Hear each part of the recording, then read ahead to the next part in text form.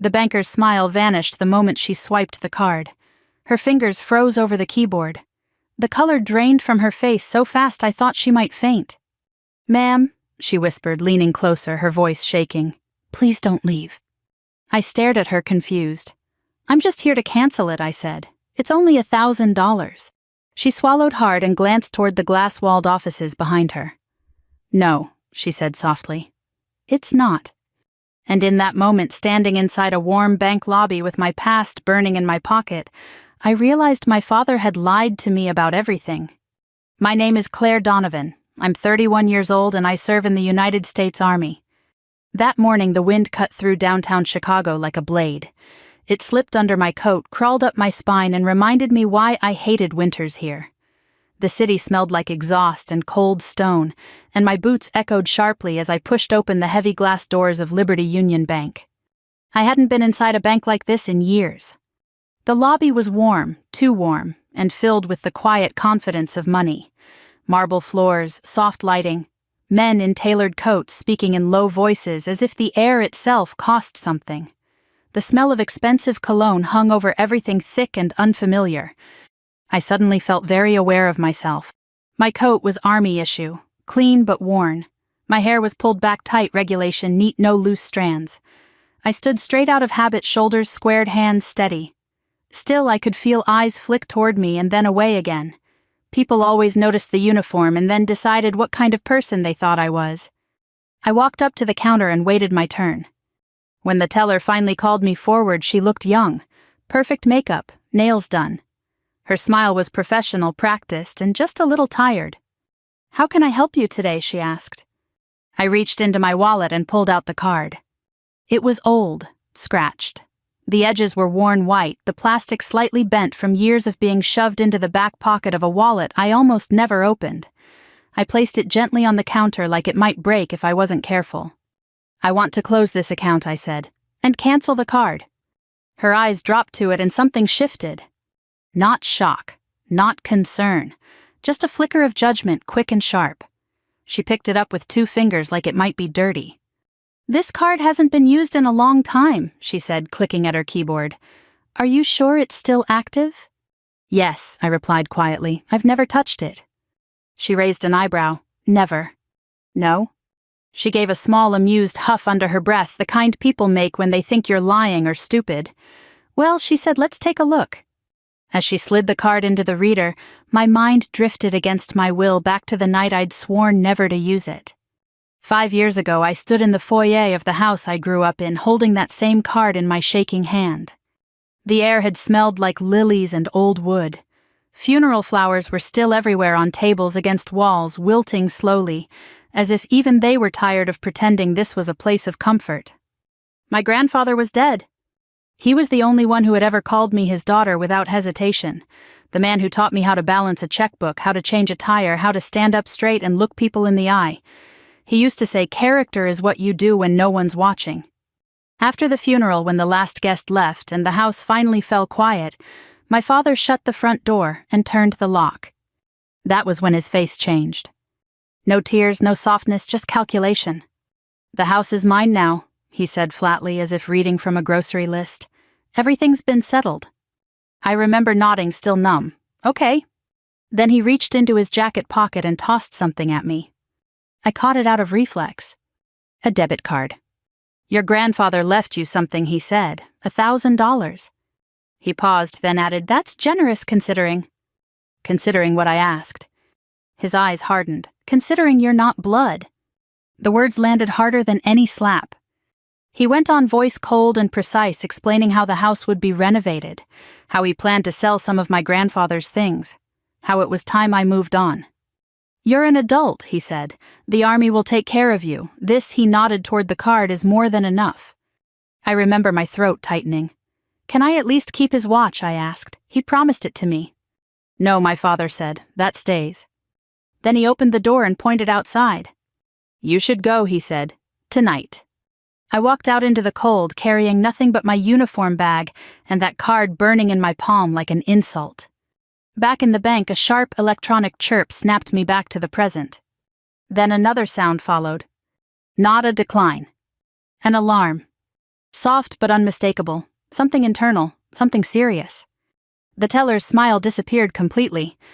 Her fingers froze over the keyboard. Her eyes widened as she stared at the screen. "What is it?" I asked, suddenly uneasy. She didn't answer right away. Her face had gone pale.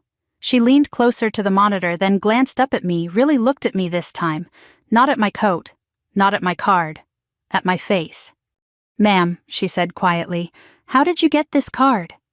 "My father gave it to me," I said, 5 years ago. Her lips parted slightly. She swallowed. "I need to ask you to wait here," she said, "please." "For what?" I asked. She lowered her voice, eyes darting toward the offices behind her. "This account isn't marked as a standard checking account," she whispered. "It's flagged." "Flagged how?" She hesitated, then said the sentence that made my stomach drop. "This isn't a $1,000 card," she said. "It's tied to a trust." I felt the room tilt.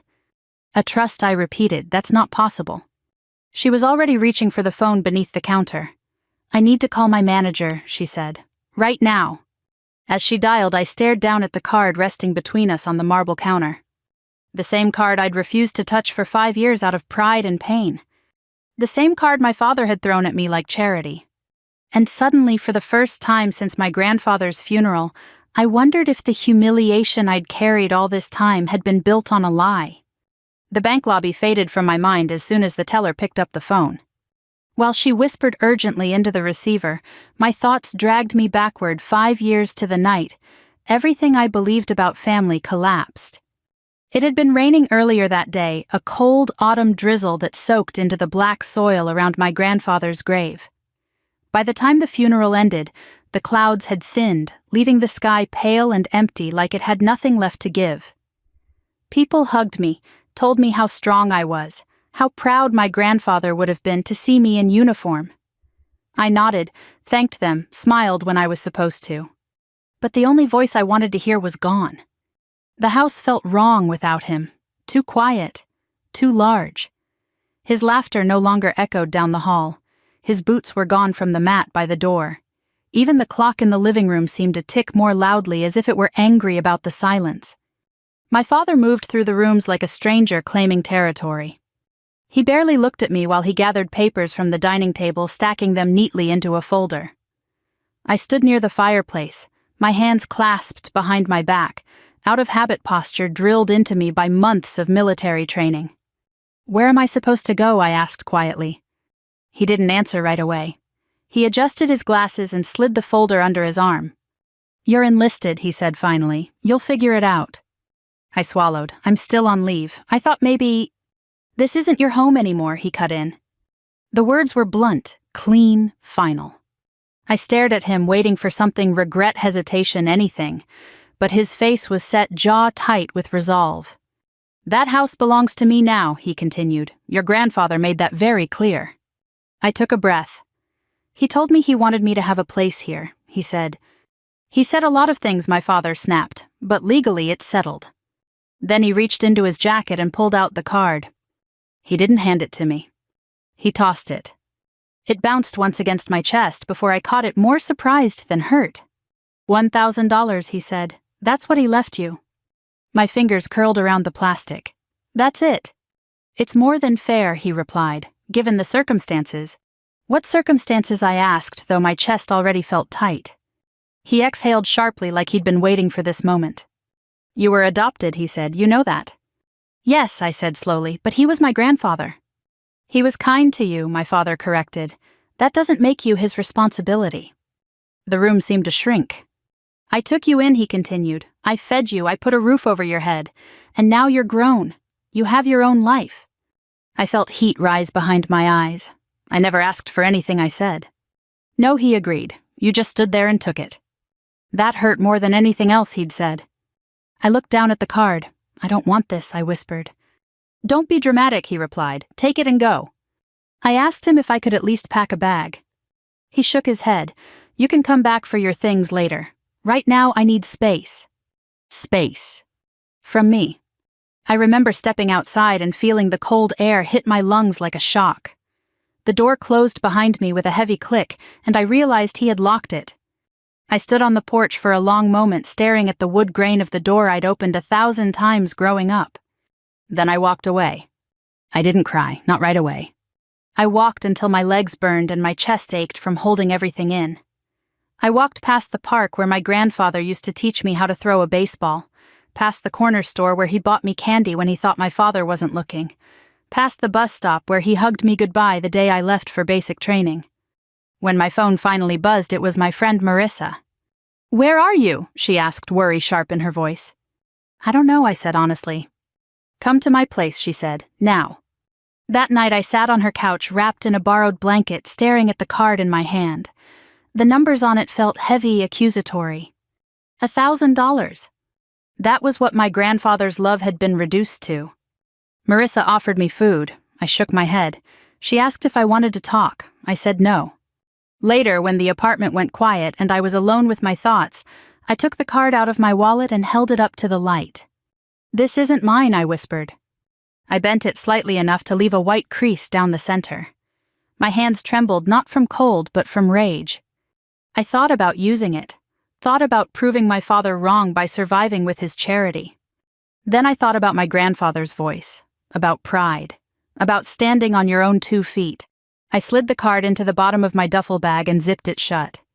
"I'll never use you," I said aloud. The next morning I left before my father woke up. I didn't leave a note. I didn't ask for forgiveness. I took the bus to the recruitment office and signed the final papers that made my service official. If I was going to be on my own, I would do it with my head held high. Back in the bank, the teller covered the phone receiver and looked at me again, her expression unreadable now. "My manager is coming," she said. "Please don't go anywhere." I nodded slowly, my heartbeat loud in my ears. The card lay on the counter between us, silent and unassuming. For 5 years I had believed it was nothing more than an insult. I was about to find out just how wrong I'd been. I didn't see my father again after that night. I didn't call. He didn't reach out. The silence between us settled quickly, like it had always been waiting for permission to exist. I spent the first few weeks after leaving his house sleeping on Marissa's couch, waking up before dawn, out of habit, my body still running on military time. Every morning I folded the borrowed blanket with precision and set it back on the armrest, pretending I was just a guest passing through instead of a daughter who had been erased. Marissa never asked how long I planned to stay. She never mentioned money. She simply made coffee, slid a mug toward me, and talked about normal things, work traffic, the neighbor's loud dog, as if my world hadn't just collapsed. That quiet kindness kept me standing. 2 weeks later I shipped out. Basic training didn't scare me. I welcomed it. The yelling, the exhaustion, the rules, it all made sense in a way my family never had. In the Army, no one cared where I came from. They cared whether I showed up on time, whether I followed orders, whether I pulled my weight. For the first time, expectations were clear. I learned quickly that pain was temporary, but discipline stayed with you. Blisters healed, bruises faded. What remained was the certainty that I could endure more than I ever thought possible. At night, when the lights went out and the barracks fell quiet, I sometimes reached into my duffel bag and touched the edge of the old debit card. I never took it out. I didn't need to see it to remember what it represented. Pity. I told myself I would rather starve than use it. The years passed in a blur of training cycles, deployments, and temporary housing that never quite felt like home. I learned how to stretch a paycheck, how to save every spare dollar, how to live with only what I could carry. My life fit into lockers and duffels, and I liked it that way. Possessions couldn't be taken from you if you didn't cling to them. I advanced slowly but steadily.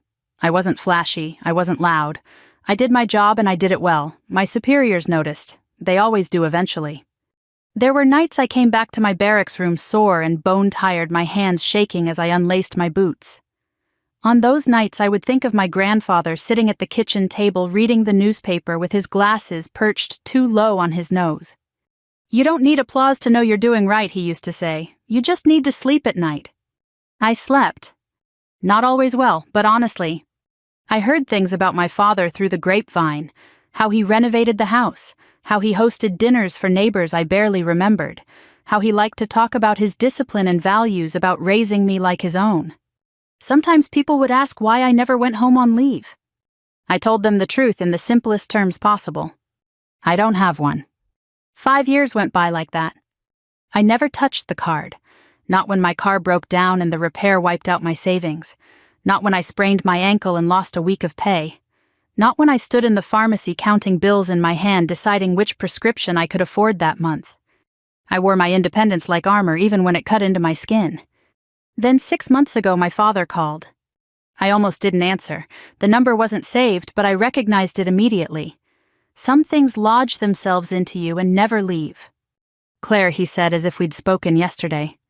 "What do you want?" I asked. "I need you to sign something," he replied. "It's about the house." My jaw tightened. "I don't want anything to do with it." He sighed, irritated. "You're still listed on some old paperwork. It's just a formality." "I'm not signing anything," I said. There was a pause. Then his tone sharpened. "You always were ungrateful," he snapped, "after everything I did for you." The words rolled off him easily practiced. "That card I gave you," he continued, "that was your inheritance. Don't act like you were cheated." I hung up without responding. But his call stirred something I hadn't felt in a long time: unfinished business. Not anger, something colder.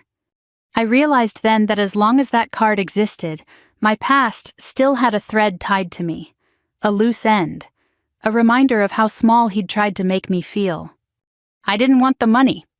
I wanted closure. So when my next block of leave came up, I made a decision. I would go to the bank. Not to withdraw a cent, not to check a balance.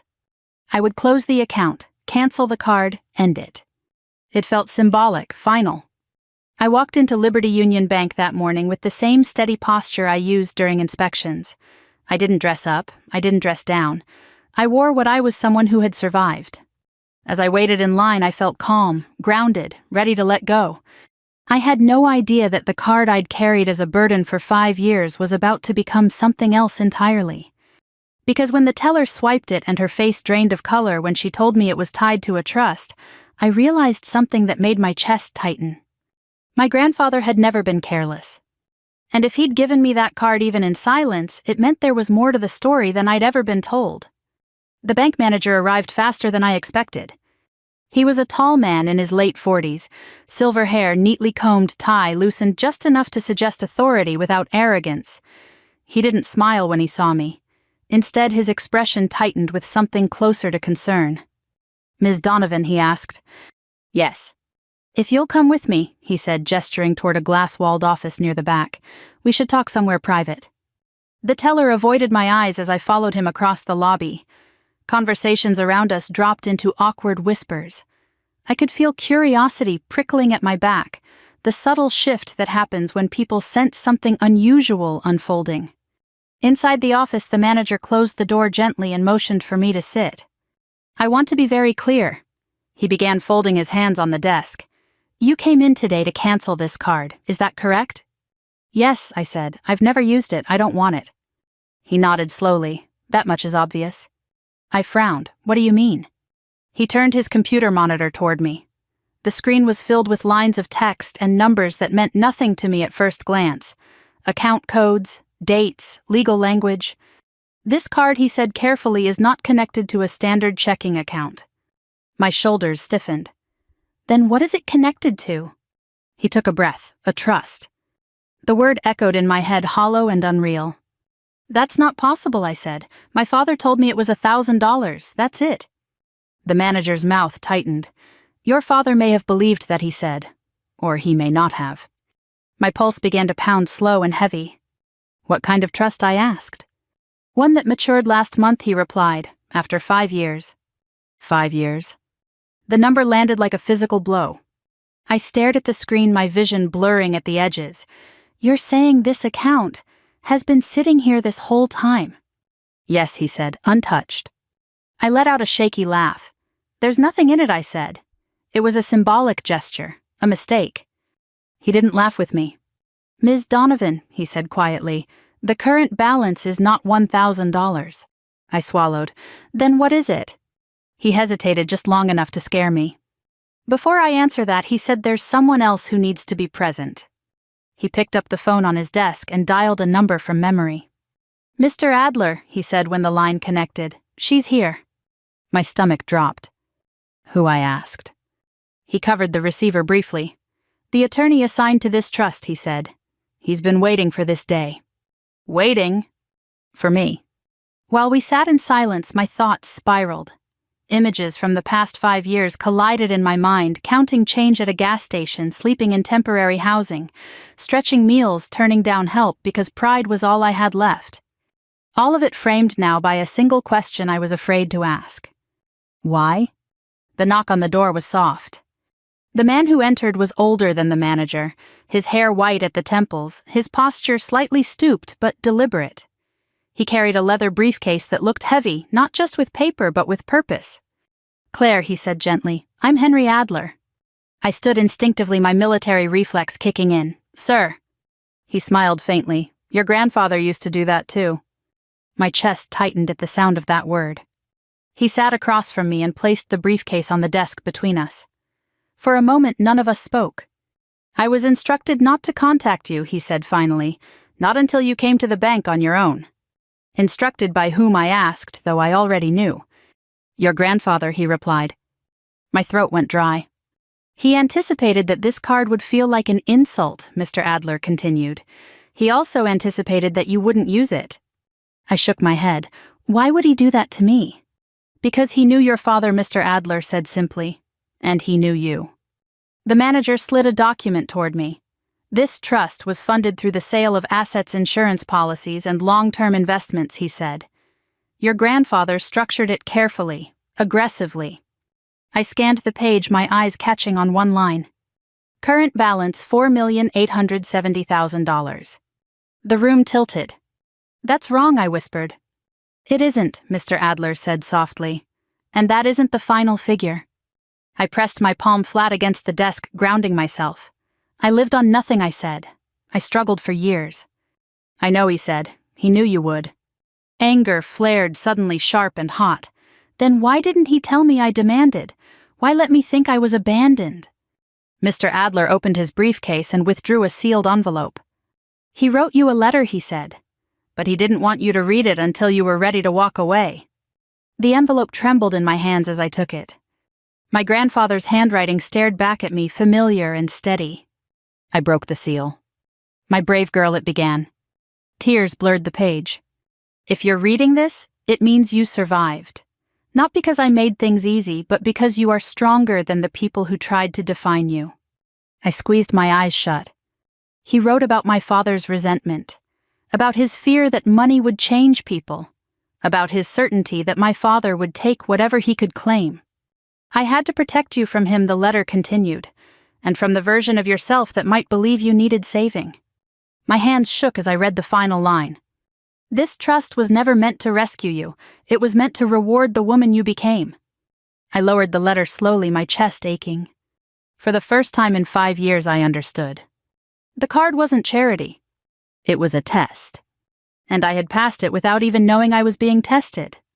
I sat there for a long time after finishing the letter. No one rushed me. The bank manager quietly stepped out, closing the door behind him. Mr. Adler remained seated across from me, his hands folded, his expression patient in a way that felt almost reverent. My grandfather's words echoed in my head. Not to rescue you, to reward the woman you became. I pressed my fingers against my eyes, willing the sting to fade. I thought he abandoned me, I said hoarsely. I thought he let my father humiliate me. Mr. Adler shook his head slowly. He knew exactly how your father would act, he said, and he knew exactly how you would respond. I looked up. Then why leave the house to him? Mr. Adler opened his briefcase again and pulled out a thick folder heavier than the letter. He set it on the desk and slid it toward me. He didn't, he said. I frowned, but my father lives there. He occupies it, Mr. Adler corrected. There's a difference. He flipped the folder open, revealing pages of legal documents neatly tabbed and highlighted. Your grandfather placed the house into a conditional living trust, he explained. Your father was granted residency and limited control, but ownership remained with the trust. My breath caught, so my father doesn't own it. No, Mr. Adler said calmly. He never did. I felt something loosen in my chest, followed immediately by a surge of anger. He told me it was his, I said. He threw me out like it was his right. He assumed you would never know, Mr. Adler replied. And frankly, for a while he was correct. I leaned back in the chair, trying to process everything at once. What were the conditions, I asked. Mr. Adler's gaze sharpened. Your father was required to maintain the property, preserve its contents, and uphold what your grandfather described as basic standards of decency. I let out a short, humorless laugh. That didn't last long. No, he agreed, it didn't. He turned to another page. There were also specific clauses regarding your treatment. If you were evicted under discriminatory or punitive circumstances, the trust allowed for immediate review. I stared at him. You mean, when he threw me out? Yes, Mr. Adler said. That action alone triggered the first warning. My hands curled into fists. Then why wasn't anything done? Because your grandfather added a final safeguard, he said. Time. He explained that the trust was structured to observe behavior patterns. One mistake could be explained away. A series could not. Over the past 5 years, Mr. Adler continued, your father has violated nearly every condition of residency. I closed my eyes, imagining the renovations I'd heard about, the antiques sold, the refinanced loans. He took out 3 lines of credit against the house, Mr. Adler said, confirming my thoughts, all without proper authorization. My heart pounded. So what happens now? Mr. Adler folded his hands. Now that the trust has matured, and now that you've identified yourself, the trustee has the authority to act. What does act mean, I asked. It means the trust can reclaim the property, he said simply. The words hung in the air between us. Reclaim? I thought of the front porch where I'd been ordered to leave, the door that had closed behind me, the lock turning. When I asked, Mr. Adler glanced at his watch. The process has already begun. I sucked in a breath. My father doesn't know. Not yet, he said, but he will, soon. The room felt suddenly very small. I had spent 5 years believing my past was sealed, that the house was lost to me forever. And now, without lifting a finger, the ground beneath my father's feet was shifting. I don't want to hurt him, I said quietly. Mr. Adler studied me. I believe that, he said, but I also believe you won't allow yourself to be hurt again. I swallowed. What are my options? He slid another document toward me. You can let the trust proceed on its own, he said. Foreclosure will occur. The house will be auctioned. And the other option? You may step in, he replied.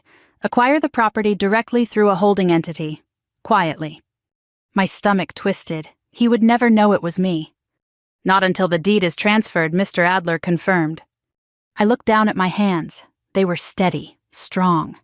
These were the hands that had hauled gear-cleaned weapons, carried wounded soldiers, hands that had learned restraint. What did my grandfather want, I asked. Mr. Adler smiled faintly. He wanted you to choose. I closed my eyes and pictured my father standing in the living room, tossing the card at me like spare change. Blood matters, he'd said. I opened my eyes. Do it, I said. Mr. Adler nodded once. Very well. As he gathered the paperwork, I felt something unfamiliar settle over me. Not triumph. Certainty. For the first time since the night I was thrown out, I wasn't reacting. I wasn't surviving. I was deciding. And somewhere deep inside, I knew my grandfather had been waiting for this moment all along. The notice went up 3 days later. A plain white envelope taped to the front door of the house I once called home. By the time my father saw it, the decision had already been made. I wasn't there when it happened. I didn't need to be. Mr. Adler kept me informed with quiet efficiency, updating me through secure emails and brief phone calls that cut straight to the point. He believes it's a mistake, Mr. Adler said during one call. He's been contacting the bank nonstop. That didn't surprise me. My father had always believed mistakes happened to him never because of him. According to the trustee's report, he spent the first day in denial. He marched into the local branch, demanding answers, waving documents that no longer meant what he thought they did. When that failed, he called lawyers, old friends who stopped returning his calls once they realized the scope of his debt and the condition of the title. By the second day, panic set in. He started calling relatives, neighbors, anyone who might listen. He talked about betrayal, about being set up, about how unfair it was that after everything he'd done, this was happening to him. No one offered help. People remember how you treat others when you think no one is watching. On the morning the sheriff arrived, I sat in the back seat of a black sedan 2 blocks away watching the street through tinted glass. My uniform was pressed. My coat was tailored and simple. I wore no insignia, no rank, no name, just myself. The house looked smaller than I remembered. The paint was chipped. The hedges were overgrown. The windows that once glowed warm at night now reflected only gray sky. A moving truck idled at the curb, its engine humming softly, patient and indifferent. 2 officers stood near the front steps, speaking calmly while my father paced behind the door. Even from this distance I could recognize his posture, the sharp movements, the clenched jaw, the way he leaned forward when he spoke as if force alone might bend reality back into place. When the door finally opened, his voice carried down the street. "This is my property," he shouted. "You can't do this." One of the officers held up a hand, speaking evenly. "Sir, we've explained the situation. You've been notified multiple times." "I never received anything," my father yelled. "This is harassment." I exhaled slowly. 5 years ago, he hadn't needed explanations. He hadn't needed paperwork. He'd simply pointed at the door and told me to leave. Now he was begging the law for mercy. The sedan door opened quietly and I stepped out onto the pavement. The sound of my boots on concrete drew his attention immediately. He turned and froze. For a moment he didn't recognize me. Or maybe he did, and his mind refused to accept it. His eyes narrowed, scanning my face, my posture, the calm way I stood with my hands at my sides. Then realization struck. "Claire," he said, his voice cracking. I didn't answer. I walked past the officers and stopped a few feet away from him. Close enough that he could see there was no anger on my face, no hesitation. Only resolve. "What are you doing here?" he demanded. "Did you do this?" I met his gaze steadily. "I didn't have to," I said. "You did it yourself." He scoffed, but there was fear behind it now. "This is my house." I shook my head once. It never was. His mouth opened, then closed again. "You don't understand," he said quickly. "Your grandfather wanted me to have it. He trusted me." "He trusted me too," I replied. He laughed bitterly. You were a charity case, a responsibility. He pitied you." I took a slow breath. 5 years ago, those words would have shattered me. Now they meant nothing. "You threw me out because I wasn't blood," I said. "You told me family was about DNA." He shifted uncomfortably. "I didn't mean—" "I did," I cut in. "And I listened." I reached into my coat pocket and removed my phone. With a few taps, I pulled up the file Mr. Adler had prepared. Video footage. The screen showed the front hallway of the house 5 years ago. My father standing exactly where he stood now. The door open, my duffel bag at my feet. His voice echoed clearly from the recording. "Take the money and go. You were never family." The color drained from his face. "Turn it off," he whispered. I lowered the phone. "You said blood mattered," I continued calmly, "so I made sure the law listened to you." His knees buckled slightly. He reached out, grabbing the porch railing to steady himself. "Claire," he said, his voice suddenly pleading, "please, we can fix this." I shook my head. "That's the difference between us," I said. "You still think this is about fixing." The officers stepped forward, placing gentle but firm hands on his arms. As they guided him down the steps, he looked back at the house one last time. At the door he had slammed in my face. At the place he thought defined his worth. I didn't look away. The gates closed behind him with a dull metallic sound. And just like that, the house stopped being his. The street emptied slowly after that. The officers finished their paperwork. The moving truck pulled away with a low groan of gears.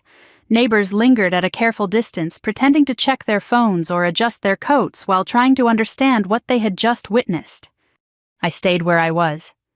When the last car drove off and the noise faded, silence settled over the house like a held breath.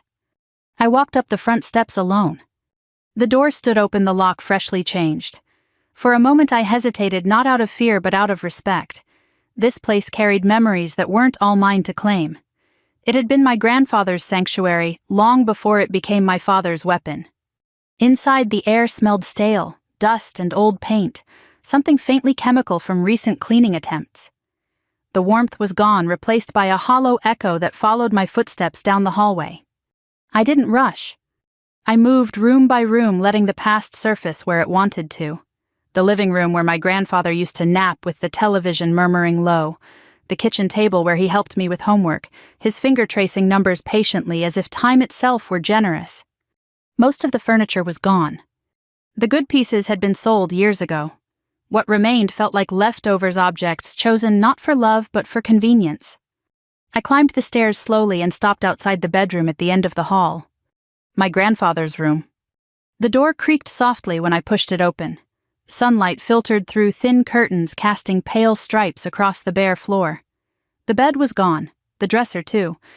But the air was different in here. Familiar. I crossed the room and knelt beside the old cedar chest he'd always kept locked.